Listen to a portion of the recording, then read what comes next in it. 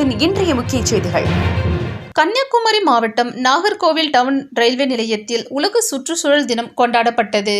Railway நிலைய கண்காணிப்பாளர் Nibu S. Thomas மற்றும் ரயில்வே நிலைய தலைவர் அன் ஜூவலா சேவியர் முன்னிலை வகித்தனர்.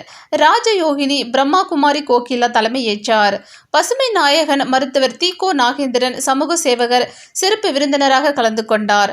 முனிவர் டி. சுப்பிரமணிய தங்கம் சிறப்பு அழைப்பாளராக பங்கு பெற்றார். மருத்துவர் தீகோ நாகேந்திரன் சமூக சேவகருடன்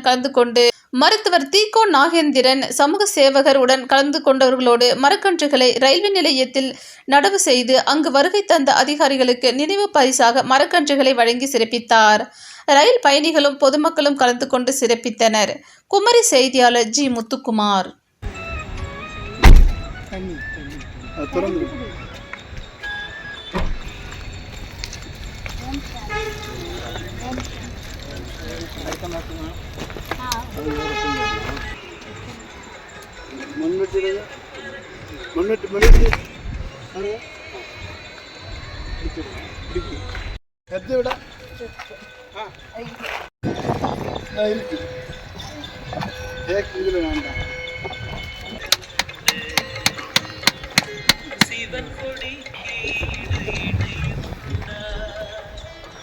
ஒரு கிஃப்ட் ஒரு மரம் தரலாமா?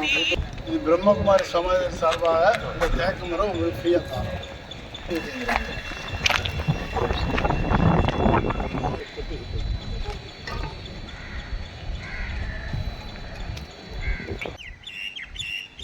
ஓகே.